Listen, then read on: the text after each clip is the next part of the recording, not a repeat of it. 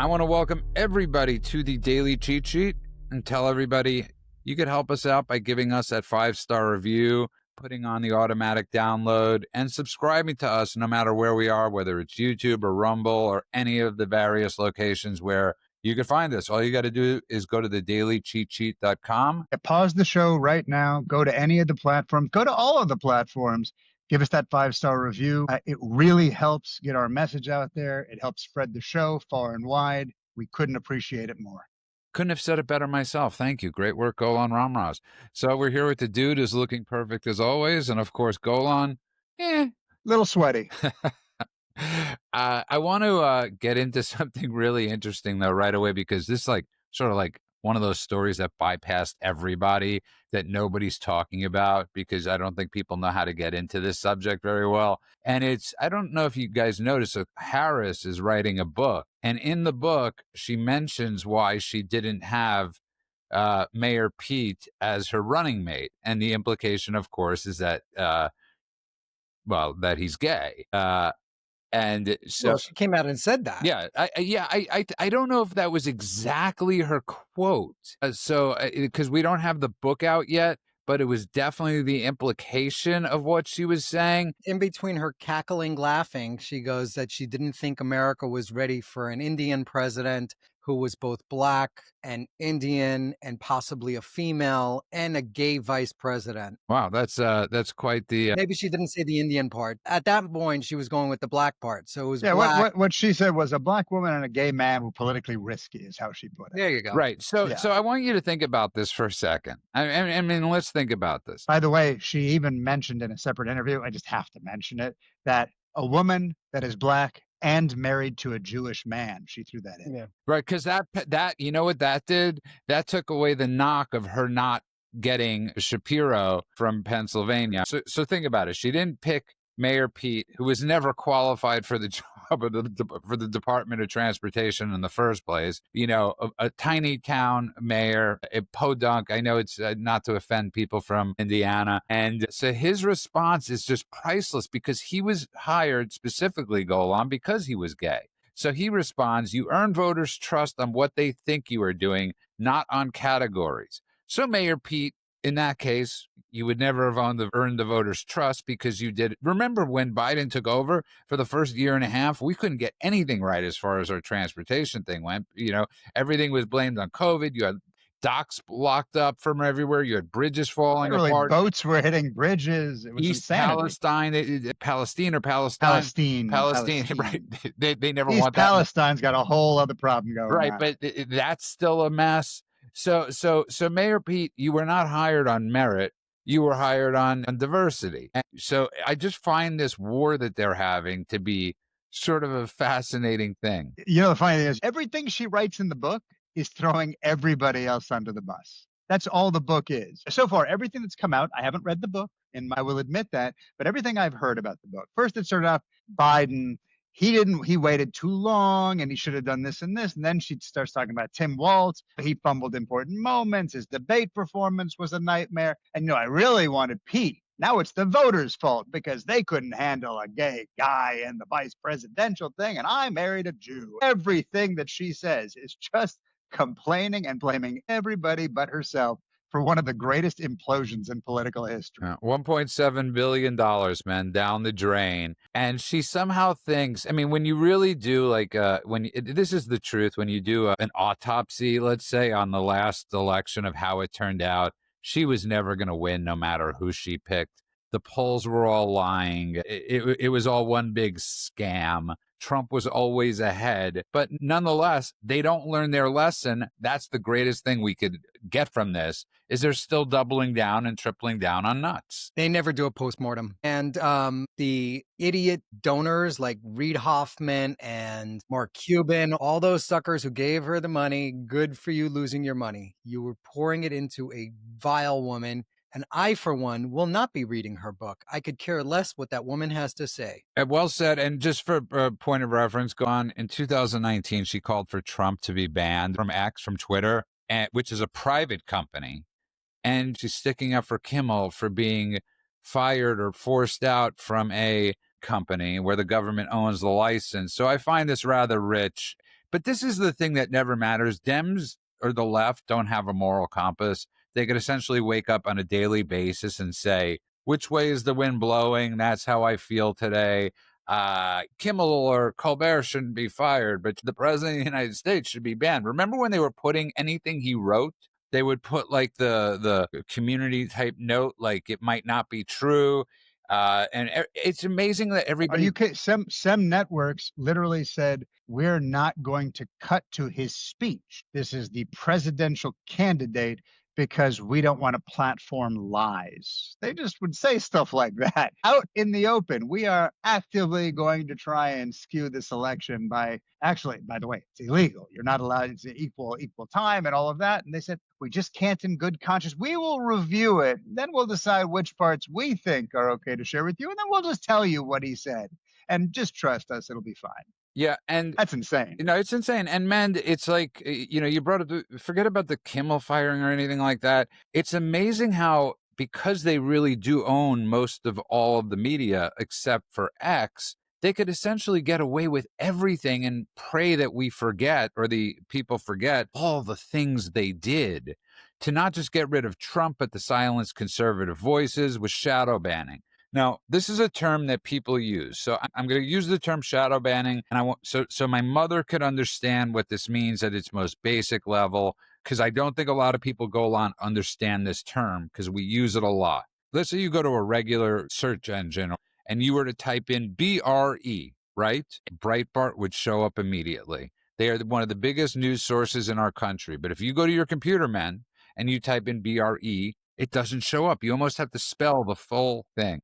It's not the only way they were doing shadow banning. If you post something on your social media feed, they might show it to only 10% of your actual followers. That's called shadow banning, where you don't know you're being banned because they don't send you a notification saying, hey, we're no longer going to be promoting you, or you're banned off the platform. It's a silent ban where they still let you think you're doing what you're doing, but the engagement with your content is way down. That's shadow banning. They did that on a mass scale. That's part of it. But it's also, if you're on YouTube and you have a very popular show, it has to do with everything. It's across the board. So they do shadow banning on YouTube. They do it on Google. With and there's even other ways you shadow ban too. You know how on the side of, like on Twitter or X, they have the trending topics. So there are certain topics that even if they are the number one most talked about topic of the day, they won't show up in the trending topics. That's another version of shadow banning. It's called visibility filtering. There's 1,000 ways that they can do this, and they're all just insidious, and they're done so subtly in a lot of cases that you see everything working properly, but your followers don't see you at all. As Barry Weiss, Matt Taibbi, and Schellenberg clearly showed in the Twitter files, because they had access to all of it, the government under Joe Biden was coercing all technology companies across the board, inside the U.S. and outside the U.S., to block, ban, censor American speech, as well as others. But they were even doing it to tiny accounts that had almost no followers, 5 followers. It's amazing, they made a joke about COVID. They would get an email, you need to ban this tiny little account. It was off the chain. It was absolutely illegal. And none of the people on the left said anything about it. They had no problems with it. When Tucker Carlson got fired from Fox, they were celebrating his deplatforming. I have a clip. We'll throw it up on Substack. But the same fools that were talking about how getting rid of Jimmy Kimmel is an authoritarian move and it's against our free speech and all this other nonsense, those same idiots were celebrating when Tucker got kicked off the air. So they are complete hypocrites because we have the videos.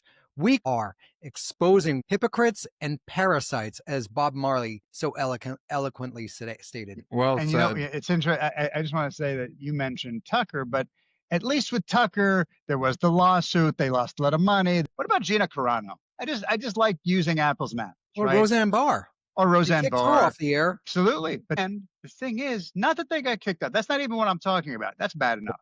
I'm talking about, but when you fire Gina Carano or you fire Roseanne, you are doing a similar thing to what now is happening with Jimmy Kimmel, and they used reasons. She said something we didn't like, right? Both of those. The people who celebrated it, that's what makes it interesting. When you look at the liberal media and all the commentators, all the outlets that were like praising, by the way, it's Disney again, when it was Gina Carano, praising Disney, doing a justified thing. And senators were calling her a Nazi. So these things were happening, and now everyone's, I'm in solidarity with Jimmy Kimmel. It's the exact same scenario, you hypocrites. Yeah, It's well, unbelievable to see the one-to-one. listen, you're exactly right, and well said, both of you. But I want to go more to that. So let's take this a step further, as Ben Stein would say to me. Let's go a little deeper into this. So I decided to do a Google search on right-wing violence and extremism. Right? Because I was really curious to see, you would think right away, you know how the web works, that it would pop up with a list of like the last 10 right wing things. And what I found was I looked at this one site called The Conversation or something. And basically the last one was 2019 in El Paso Walmart massacre in which an anti-immigrant gunman killed 23 people. Now, we have no idea, by the way, what party he was in. And then there's a few more cases, the Dylan Roof, and then 2015, the church shooting, and then it goes back to Timothy McVeigh. Now, they're using these statistics in here to show that right-wing violence is worse. It's absolutely not, because they know how to.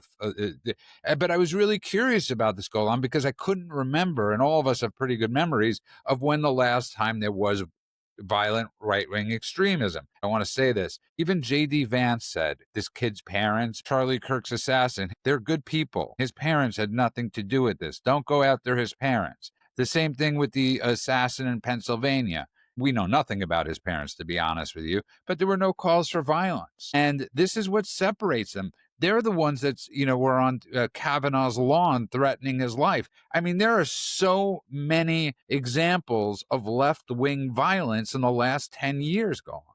You've mentioned the cases, so I don't have to reiterate that. The thing that always is interesting to me, I know it's a little bit of a detour, is how the things are reported on. When you go right now, for instance, to whether it's Wikipedia or ChatGPT or any of these currently very used and very kind of corrupted sites where information can be found, and you type in, tell me about right-wing violence in the United States over the last 10 years. Do you know what the first thing to come up is? Because it does in reverse chronological order. You know what the first thing to come up is? Men, do you want to guess? Let's hear it. The assassination of Charlie Kirk. Why? Something doesn't seem right. Didn't Kimmel just get fired for saying this? Except the way they put it is, this is an escalation of politically motivated right-leaning violence. That is how it's phrased. I'll read the entirety. It's 2 lines. Conservative activist Charlie Kirk was shot and killed at a university event in what authorities describe as a political assassination. The case is more recent, but seems to signal a continuation/escalation of politically motivated right-leaning violence. Now, if you dig deep, this is from a Reuters article, if you dig deeper into the article itself, you'll see that what they mean is he was right-leaning. Except the way it's being reported, because that shorthand doesn't get telegraphed to the masses, is just right-leaning violence. If you didn't know anything about it, you were an alien, just landed on Earth, and I handed you this article, you now think the right-wingers shot Charlie Kirk, and you think this is a consistent event, continuation and escalation of right-leaning violence. The way things are reported right now are often, as I talked about in Gaza with propaganda, more dangerous than some of the violence itself. Yeah, and man, I just want to say the reason I bring this up is because of the things we've been bringing up on the show. It drives me crazy when a Jew is killed or a Christian is killed and they say, we can't allow violence against Christians or Muslims, right? They always put like this crazy tag at the end of everything instead of just being honest and saying that we have a left-wing violence problem. If anybody has a TV set or a computer or a feed coming into their phone or has any ability to Google, they would know that this is a complete lie. There's a couple of interesting cases that the left likes to talk about when it comes to violence. One is the bombing of Josh Shapiro's home. They firebombed his home. The guy that did it, Cody Allen Balmer, was a 38-year-old from Hamburg. Because Shapiro is a Democrat, the media makes it seem like this is right-wing violence against Shapiro, when in fact the guy was such a lefty, he called the police and started rambling about Palestinians and Shapiro's stance on Israel-Palestine conflict. So this was a lefty blowing up a lefty's house, but when you hear the pundits talk about it, they make it seem as if this was a right-wing lunatic who had targeted a Democrat elected official. Nothing could be farther from the truth. There's another case where Melissa and Mark Hortman in Minnesota, by another lunatic, Vince Boltler, 57-year-old. And they make it seem as if he was a right-wing lunatic who killed a couple of Democrat senators in the state, and he had a whole target list. This is the recent thing. This is pretty recent. And in the guy's car, media doesn't like to talk about this part, but he had No Kings posters, which are posters for a rally, which is an anti-Trump rally. And he previously had worked for Tampon Tim's administration in some sort of capacity. So it does not seem like he was a right-wing lunatic. He seems like another left-wing loon. But they don't do that. What they do is they keep on commingling the facts, making it seem as if there's more right-wing hate. They make it seem as if white supremacy is the biggest threat to our democracy and all that other nonsense, when you are way more likely, as any citizen of this country, to be killed by a black male than any other demographic in the country. And that's just stats. I wish it was not the case. I wish we would say that you were more likely to be killed by anybody. But unfortunately, we have to report the stats. Facts are facts, regardless of your feelings. Well done, both of you. I want to move on because this is just breaking, and this is really good. U.S. Attorney Eric Siebert is being pushed out of his role as the top prosecutor of the Eastern District of Virginia, a move that comes as the Trump administration officials are seeking to bring charges in that district against Letitia James. Siebert's perceived unwillingness to bring charges against James, one of Trump's top political nemesis, is the main reason for his ouster, according to multiple sources. So this is good news. We're starting to witness things happen now a little faster. They're going after Letitia James in Virginia or New York? Virginia. That's where they want to try her. If it's a federal case, remember, it doesn't have to be tried in the same city or state. And that's where they want to bring the charges. Go on. This is a great move by the Trump administration. If you're not willing to listen to the president and you're not willing to listen to the DOJ, and politically you're not aligned, see you later. We will find somebody that is. Yeah, and you're going to hear that Siebert was appointed by Trump, which is true. It was an interim appointment, but he was appointed by Trump, and he had bipartisan support, and there was, everyone seemed to like the guy. But here's the thing about that position. Okay, he's the U.S. Attorney for the Eastern District. Here's the thing about that position. You serve at the pleasure of the president. You've heard that phrase before. It means that you don't get to just choose not to follow orders when it comes to the president telling you to do something. So basically, there's the DOJ, the prosecutors, they're politicians' instruments. They're not independent law enforcers. So their job is to go after criminals. And if they start using political pressure to not go after criminals, to choose not to prosecute, that sets a dangerous precedent. And in this particular case, it's very obvious that there is a woman who got into office literally on the back of saying, I don't even know what he did wrong. I love that you're bringing this up. Because this goes back to the last two things we're talking about, where they're going to say it's revenge, right? But it's not revenge. Letitia James actually committed what we think is mortgage fraud. She went after Trump because she hated him and created fallacies to put him on trial. And promised from day one, I'm going to get him. I'm going to put him in prison. What did he do wrong? I don't even know. I don't even know what he did, but I'm going to find something. That is literally corruption. Talk about revenge. That is revenge before the fact. That is her literally saying, I have a goal. The goal is not steeped in fact. It's not steeped in any issue that has occurred. It's just, I don't like this guy. You don't like this guy. Hey, I'm your gal. Let me go take care of it. Right. So well said. And man, before I get to you, it's just U.S. pardon attorney Eric Martin was given the job by Pam Bondi. So in a letter last month, James' attorney, and this is where it gets great, is Abby Lowell, who is also Hunter Biden's attorney. So it's like one incestual swamp, and he's calling I really hope it's not sensual. I don't know what it is, but please, I don't want any of these thoughts in my head. Men, go ahead. My favorite line, nobody's above the law. Nobody's above the law. Take Letitia James down. It's so funny because she ran for office saying that I am going to get Trump, and without even knowing what crime she was going to get him on, which is the definition of corruption, as Golan just said. that is not what the prosecutors are supposed to be doing. The prosecutors are supposed to be, finding crimes and then prosecuting crimes, not looking for crimes to prosecute someone on. And in his case, they had to change the statute of limitations. They had to bend over backwards and do all sorts of things where the banks that loaned him the money said that he paid back every single dollar with interest.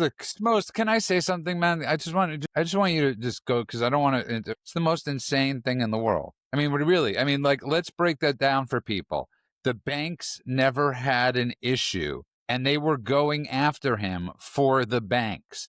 Not only did they not have an issue, they said that they would redo that loan today. He was aware of that. They said they would do it 100 times. To do this is as if there's a little kid and you manage to swindle the kid. Hey, I'll take your bike for this lollipop. The kid's like, I'm a dumb kid. Here you go. Okay, go save them. The banks who do their due diligence, literally it's their entire job is to do financial due diligence. They did it. They said, we're cool with this loan. They got paid back in full. They were incredibly happy with the deal. They said they would do it again. They said he did nothing wrong, and we refused to press charges because there's nothing to press charges about. And she was like, I don't need someone to be on this side of the lawsuit.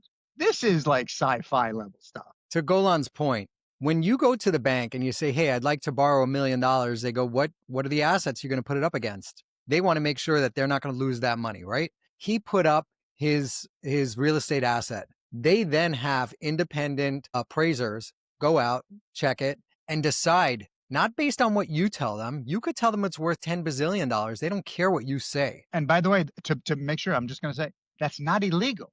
The whole point, it's gamesmanship, right? You are asking for what? You have to ask for something within reason so they know you're not just trying to swindle them. But people always inflate the price of their property, and then it's called a negotiation. They come back and they go, you said $1 million, but we think it's worth 800,000. That's absolutely the way it's supposed to work. Well, we went through this with our home. I mean, it's the same deal.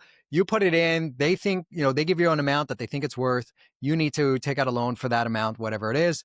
And then the actual seller who's selling the home may have a different price. So if your bank comes to you and says, hey, I'm willing to loan you $4 million on this home that you're buying, and the seller wants 5, you got to make up the difference. The bank is not going to give you 5 because the seller's asking for 5 and therefore you're asking for 5. They appraise it. They don't go off of your numbers. That's number one. Number two is he paid it back in full and they said we would do it again. So there was no crime. There was no problem. There was no issues. And they had to change the statute of limitations specifically to go after him, which is corruption. So to finish it up, well done, Pam Bondi, for getting rid of this guy. Here's the thing, and people could always say, it was a Trump-appointed guy. Listen, when you have 1,000 roles to fill, you never exactly know what you're getting. It's impossible with filling all these positions sometimes, and you're going to get rhinos, you're going to get people that say they're Republicans or whatever it is. And the odds are, if you're working in Virginia, for the most part, you're probably a Democrat. I want to move on, though, because there's nobody that loves to rail against Republicans like I do. But John Thune last night got the 48 nominations passed through, and good for John Thune. People like to knock him, but go on, he did great. But at the same time, Mike Johnson passed the stopgap bill to not shut down the government, and it didn't pass the Senate. So it's like sometimes Republicans are all for cock, so I'll give them credit on one. And then, and somebody brought up a great point on truth. She's like, what is it with all these government shutdowns? There's always the threat of this government shutdown. Like, what the hell are they doing? And this is why I always compare it to like people that never graduated college. It's like a bunch of students saying, we're not going to take that test because we hate our teacher. It's like they revert to adolescence. Yeah, the government shutdown thing. I've been alive for a little while. I don't remember the first handful of decades of my life hearing about government shutdowns every 72 seconds. And it seems like now every other week, they're like, shall we vote on this government shutdown? There's a crisis. The people in the parks aren't going to get paid or whatever they say every single time. It's the same spiel. And the idea that Congress is using this threat of a government shutdown on either side of the aisle, I just think it's silly. It's basically like, can't you do your job and just balance the budget? My wife and I sit down and we make a list. These are the expenses that we have. My son just started school. Our expenses went up. I have to make a little bit more money, right? But we have a budget for the year and we have spending priorities. She said to me, looks like you're the barista for a while because, we can't go have 3 coffees every day like we used to. The idea that the government just continues spending money like a drunken sailor And then just every couple of weeks is like, hey, we should raise the ceiling. It's fine. Let's keep going. Since you brought up the government shutdown thing, it's one of those things that every time I see it, I'm like, how irresponsible are It's you? totally fine that you brought it up. And now I'm curious who came up with the drunken sailor line. Because it is an odd thing to spend like a drunken sailor, because that implies a drunken sailor has a lot of money to spend. So or at least spends all of his money. Yeah, so I'm always curious about where that line. But man, I think it's really cool that they actually passed this. They went to the nuclear option. They changed the rules in the Senate so they could get all these people passed. And here's the argument so many Republicans oftentimes make. And I don't want to say you made this argument, but this is a constant argument when it comes to Kimmel or anybody else, is that when they have the office, the pendulum will shift and they'll do the same thing. The reality is they do the same thing anyways, even if we don't. So when you look at every nomination that Joe Biden had, even the Supreme Court with the worst nominees, it was almost a majority of Republicans voting for Ketanji Brown. It was almost like they all voted for her. So this notion that the pendulum shifts or there's going to be vengeance, they're always on the vengeance side. So we have to be on the offensive side right now, because even if it's like the risk men of what happens when they get into power, well, when they're in power, we know what they do. It doesn't matter. That's exactly it. I mean, we've been saying that, and that's where I fell on the side of Kimmel, where I hope he was fired for economic reasons by the companies for whatever reason. They realized that pissing off half the country, calling them all racist morons, was a bad idea for their bottom line. They have investors that they need to answer to, and calling half the country the fascist, racist Nazis is not a good look for them, and it's definitely not good for their bottom line. So I hope that was the reason that they got rid of him, but I'm really glad that they did. And as you said, and we've said this before, is that the pendulum has already swung. They've gone so far to the, let's just talk about Hillary Clinton. Trump, term one, decided not to prosecute Hillary Clinton for her private email servers and all that other stuff. And what did it do? They came after him with a vengeance as soon as they got into power. So now I hope the gloves are off and he goes after them with a vengeance. And it'll be better for the country if he could actually dismantle the giant, infested, woke Democratic machine that's in every aspect of government. Well said. I want to point out for our listeners that I was the one who said that about the pendulum swinging, because I always think about that. I always think about, I've seen it happen. Yesterday, when you pointed out, hey, it's already swung, baby, I was like, you know what? I want to do some research. So I actually went through last night on my own, and I said, when was the last time it swung because the Republicans swung it, as opposed to the Democrats swung it? I'm sure someone's going to correct me somewhere, but I couldn't find an example. I'm just going to read you a couple of things, because I did this research last night, and my jaw actually dropped. The judicial filibuster, right? Democrats under Harry Reid, 2013, they scrapped the filibuster for lower court judges and executive branch nominees. That's the nuclear option you're talking about, right? That started as the Democrats decided to do it. And then, of course, later on, Mitch McConnell was like, what's good for the goose is good for the gander. Let's play. And Mitch did it better than they did. They borked. Remember that when bork became a verb for a little while, the Robert Bork thing? And the side Supreme note, Court Ben Stein's teacher at Yale. So there you go. So that was in 87. They invented a new standard where ideology itself was enough to disqualify. And guess what happened later? Swung back in their faces. The state of emergency and executive power. Democrats blasted George Bush and later Trump, right? Too many executive orders. And then Obama came in and used even more executive orders. So once again, the hypocrisy swinging because of the Democrats. Impeachment as a tool. I think we all know where this is going. Bill Clinton doesn't count, guys. He actually did lie, right? But Trump was impeached twice using this as impeachment as a political weapon, again, from the Democrat side.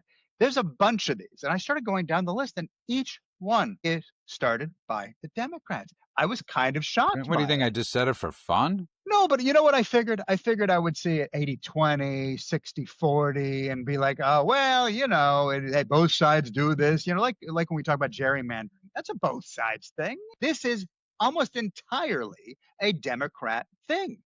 Which leads to the next thing, because I think this is also an extremely important topic to bring up, okay? So you have AOC with this, they passed this House resolution yesterday for Charlie Kirk, his day of remembrance, right? You had 58 Democrats vote against it. And she said, that honoring Charlie Kirk pushes a legacy of bigotry. That's his legacy. And I was thinking to myself, and here we go. again go on. So you could look at the past, and we look at where real racism was. It wasn't our party that had a grand wizard in the Ku Klux Klan as a senator, Robert Byrd. It was our party that ended slavery. It was our party with Richard Nixon that got rid of almost all segregation in the South before he had to resign, where it was down to 3%.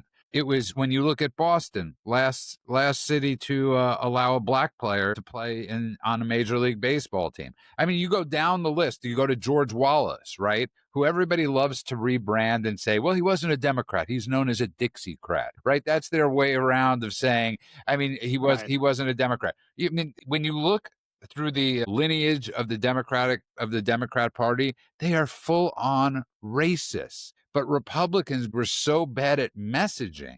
You look at almost every single one of these cases that I'm bringing up. I don't have to make this stuff up. So, man, what say you? The Democrat Party has been one of the most racist parties out there since the Republican Party was founded. I mean, the Republican Party was founded by a bunch of black guys that were against slavery, the slave movement. I just posted on Instagram the Democrat parade in New York, the Democratic Convention, and it's just a bunch of people in their KKK hoods. And it had the name of it, so you could Google it. I was going to look it up.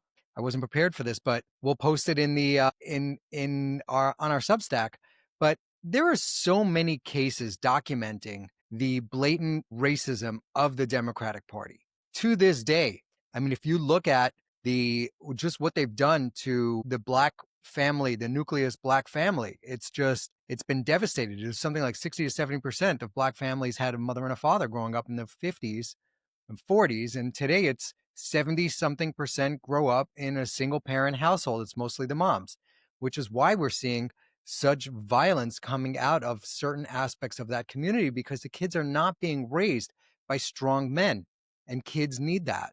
How many examples do we actually need of the Democrats being racist? They think black people are just too stupid to get ID. Well, I mean, which is the most obvious one. Tell that to any black person and they will be super offended. In general, the bigotry of low expectations exists on one side of the aisle far, far more, if not exclusively, and it's not the Republican side. Well, that was my least favorite line of the many things I hated from George W. Bush was when he coined the term compassionate conservative.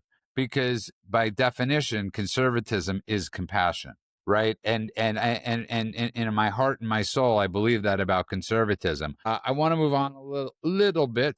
In the beginning of the week, we were both a little, with Trump's love of the Qatari thing. And today he announced that he's pushing forward next week with selling Israel $6 billion worth of equipment. And it's going to go in front of the House next week. And I re-say that, selling them $6 billion worth of equipment, a lot of offensive weapons. So there's this constant thing that there's this divide between Trump and Netanyahu. And I really love this when I say to people, what policy of Bibi's do you disagree with? And nobody could ever answer that question.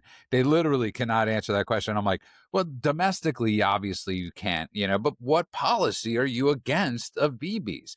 Because when you hear the woke rights policies against Bibi, they're the same exact policies of the left.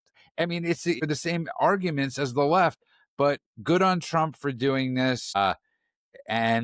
So, when we look at the beginning of the week, sometimes you do have to pet the animal, Qataris, in order to really help your allies. Yeah, the idea of the Trump administration selling $6 billion in military equipment to Israel, I think, just makes a real statement. By the way, we're talking about some serious, heavy firepower. We're talking about Apache helicopters. We're talking about infantry assault vehicles. We're talking about stuff that's going to help Israel wrap up their current war in judicious fashion. And the idea that Qatar has got to sit there and take it, yeah, that's true. Look, Trump is also finalizing an enhanced defense cooperation agreement with Qatar. So it's not like they're being left out in the cold, but he's not allowing them to dictate the terms of how America is doing business with our allies. And that's what's important. That's the thing that was worrying us. And you like what I said? Do you like how I put it? Sometimes you have to pet the animal, and that's what Trump did. That's my take. That's my assessment of the situation. So I am extremely happy he's doing this. And you know why I'm extremely happy he's doing this? Because I'm an American. And I want to watch the eradication of Islamic the United States and across the world, especially across the United States. That's why I'm happy he's doing this, man, because this doesn't only send a message to the Middle East, it sends a message to the Islamic radicals in America, who we have no idea how many were allowed in when Biden allowed in 21 million people. As we brought up the insanity going on in Dearborn, Michigan, with, who has the largest mosque, this sends a message. It's a great message, and it also ties into what we talked about before with this administration taking the gloves off and doing to the Democrats what the Democrats have done to him. Arming Israel, I hope he includes the B-1 and B-2 bombers in there so that they could go in on their own and take out the Iranian threats if that pops up again. That would be fantastic. America hasn't sold that plane to anybody, but I would advocate they sell it to the Israelis, let the Israelis do the job so the Americans don't have to get involved in that. That would be excellent. But he's doing it now because the next administration will come in and they might do what Biden did, which is refuse or slow roll the deployment of products and munitions that they already bought. So arm them to the teeth, which is what Obama did to the Palestinians and the Iranians and everyone who hates us. He transferred billions of dollars to those people right before he left office as an insulation effect so that anything Trump does wouldn't really be that damaging. So Trump's just taking a page out of their playbook. He's doing the same thing. And he needs to do the same thing with what we were talking about previously, going after the corrupt officials within the government, take them all down and do it judiciously and expedite the hell out of that. Make sure it happens quickly, because if we don't get enough done, if this administration doesn't get enough done and doesn't clean house before the midterms, there's a chance that they could lose the midterms. And if they do, the Democrats will impeach Trump on day one that they take the House. So he needs to really work quick and smart and get these things done. Golan, before I forget, let me just say the House resolution was simply celebrating Charlie Kirk's life. And I'm really glad they decided to do a national day of remembrance on his birthday. So this was just celebrating his life. 58 Democrats couldn't vote on celebrating Charlie Kirk's life. And I'm sorry to interrupt. I just wanted to correct myself. No, I think it's a fair point. Look, at the end of the day, we know how this works. The partisan nature of politics right now is such that you are under constant threat of whether it's, and I'm not talking about official like censure or something like that, but the cancellation kind of environment that exists of you being labeled as something, as you being targeted by people who are trying to hold you up as an example of what not to be or what have you, is real and is constantly present for these people. Every once in a while, I do think about that as I'm criticizing, as I'm saying, why didn't they do this? Why didn't they do that? It's never as simple as it sounds. And sometimes people make backroom deals like we talked about yesterday that make them corrupt. But a lot of the time, it's simply fear. I think it's okay to point that out. Well said. And Trump came out just today and said what happened on October 7th was genocide at the highest level. I think that's his way of saying to anybody, even in his own party, shut up with the genocide labels. I don't say this, and I've discussed this with Ben a lot. I know in Israel they call, many of Bibi's fans call him King Bibi, right? And I really do believe after Trump, especially with the assassination attempt, there's a divine thing. And this isn't just for Jews, it's for Christians, it's for Americans, that he was saved that day. Looking at the immigration map, he was saved, and he was saved to save America and to save the world. Because when you look at what's going on in the world, there's only one leader we have that could do what he's doing. So I really want to give him credit for that. And my favorite line of the week happened yesterday, Mend, was when the Air Force One, when they were taking off, and he wished them, he said to the media, I hope you have a safe flight. And he said, I'm only wishing you that because we're on the same plane. And I thought that was one of the funniest lines I have ever heard. And it's vintage Trump. And, Golan, listen, if Biden did a great job, I would have given him credit. With Obama, did I give him some credit on the economy? 100%. And that's what you're supposed to give kudos and attaboys when people do great jobs. Very happy with President Trump. Again, I'm extremely happy to see what went on in Britain. And I love that I posted on Truth, and people felt the same way about it. People were like, yeah, I don't care much for the crown or anything. But yeah, it's really cool. And it was really cool. So I couldn't be happier for Trump. His approval ratings are at an all-time high pretty much. So God bless him. Go on. I was just going to say one thing about that, which is we keep using this phrase, and the phrase is something that I praise Trump for on a regular basis. And there are people who dislike Trump, but also can recognize that it's hard to deny that he's got moral clarity. That phrase, moral clarity. Every time he talks about what's going on in the world, whether it's something happening domestically, whether it's something that's happening internationally, this is what we're looking for from leadership. We want something that isn't just rhetoric, isn't just talk. You know, we had a whole debate about it earlier in the week. How much conversation do we need out of the White House versus action? We want moral clarity. And of course, we want people to act on that moral clarity. And this is something that Trump has in spades. You're talking about coming from his Christian base, coming from his Jewish base, coming from every which way. You hear this consistently. And it is the number one thing that makes me cheer him on every day. Even the Muslims, look at all of those Absolutely Muslim countries correct. that have rolled out the red carpet. The Democrats, the lefties, they hate it. And I don't think Trump really cares about the whole monarchy thing. I think Trump gets off, and it gives him such a kick because he's a comedian. It gives him such a kick when he has to go to these places where they ridiculed him, they made fun of him, they belittled him, and now they need to kiss his ass. So when he shows up there, because Trump 2016, as soon as he was impeached, the Brits were talking smack. Everybody was talking smack. Germany, they were making fun of him at the United Nations. Just to clarify, he was not impeached. He was whatever. When they brought the impeachment charges, the European Union, when he told them to get off of Russian oil in 2016, they laughed at him and walked out of the United Nations Assembly while he was talking. Complete lack of respect. Now they have to come and kiss his butt. And I don't think he cares about all the pomp and circumstance that happens there, but he loves it because he knows how much they hate it. Yeah, it's that, the ultimate as troll. a good comedian, he loves it.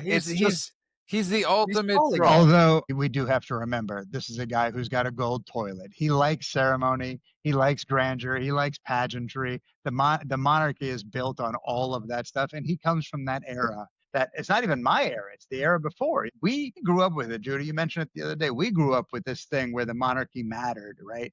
The Princess Di and Charles romance and all of this stuff. And when she died, it was crazy. I mean, let's Elton John write a song, all this stuff. But my parents, they still are obsessed with the thing. Especially, it's wild. It's an amazing thing. People today cannot understand the level of obsession that occurred then. It's pretty wild, and it's been an interesting week. It's been I'm happy Republicans. I'm happy Trump had a great trip, and it's we have to acknowledge sometimes there are good weeks, especially after a week like last week, and I pray during everybody is safe during Charlie Kirk's memorial. I really pray. I can't even believe we have to pray that at a memorial people are safe, but that's where we are in 2025 because of the leftists and their violence towards not just people on the right, but all Americans. Now, when we look at leftist violence, we always like to think it's always only against the right. But when it was in Seattle, Portland, it was against everybody. Because remember, those mom and pop shops and those streets that they took over, I can almost guarantee you, Golan, they weren't Republican mom and pop shop owners. They don't care who they attack. And I truly pray that everybody there is safe and sound. I pray you both have amazing weekends. I just want to tell this funny story that happened. And so, I go to the dog park a lot. I talk about this. So I was on the phone with Mend, and I was like, last week, as I was walking by the gates, these 3 dogs just come jumping at me and my dog. And, it's jolting when 3 dogs come and they could stick their heads through, but they can't get through. And I got in a bit of a altercation, let's just say, and I was like, control your effing dogs. I had this conversation with Men. He's like, well, it's a dog park. And yesterday, one of the most beautiful pointers, I love German short-haired pointers. Ben got me really into them, got bitten by one of those same dogs. And I called Mend up and he's like, you might have been right on that one. And then I love the story that you told me, Mend, because everybody deals with this, because most of us conservatives own dogs. We're huge dog lovers. And then you told this great story. I just want you to tell the story because it's really funny. In the big dog park, there's a guy there, and this is a giant square block field. And the dogs usually just run free. And if there are other dogs on there, they run together. But there was one guy, he starts screaming, "Get your dog away from my dog." His dog was off leash. I'm like, "What do you mean, get my dog away from your dog? It's a dog park." And he's like, "No, my dog's going to bite your dog." And I'm thinking, I'm going to kick your dog in the head. I'm like, I'm trying to get over there as fast as possible because my dog's a friendly dog. He just wants to play. He's a giant husky, loves playing. He's running up like, "Hey, let's play." And this guy's dog was a psycho. He was like, kill anything that comes within 10 feet of you. So I'm running over there. Anyway, long story short, we got the dog set apart. But I'm like, why are you in the dog park? You don't belong here.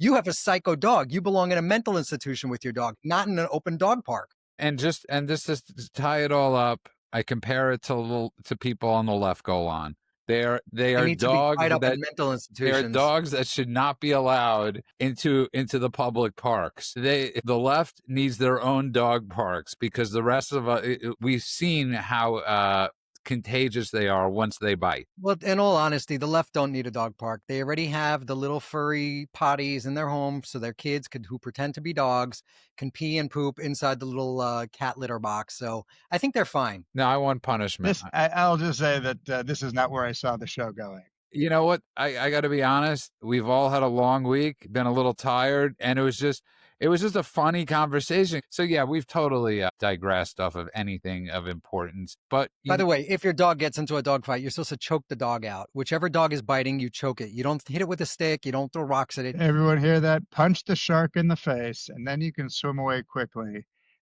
This has been Animal Planet. There we go. You know what? Animal Planet, one of the most successful of an extremely successful. At another one of your shows besides I've turned off the Super Bowl halftime show to watch the Puppy Bowl and watch dogs get adopted. It's one of the coolest things they do. Okay, and at least we don't have Sarah McLachlan playing under the background. Okay, what was that movie? Best in Show? Was that Best in Show? Yeah, that one of the movie most brilliant movies. Fantastic, amazing. By Christopher Guest. Absolutely spectacular movie. As we're closing up, any good recommendations for streaming for anybody? You guys watching anything? My kids are watching Wednesday. We're not watching anything.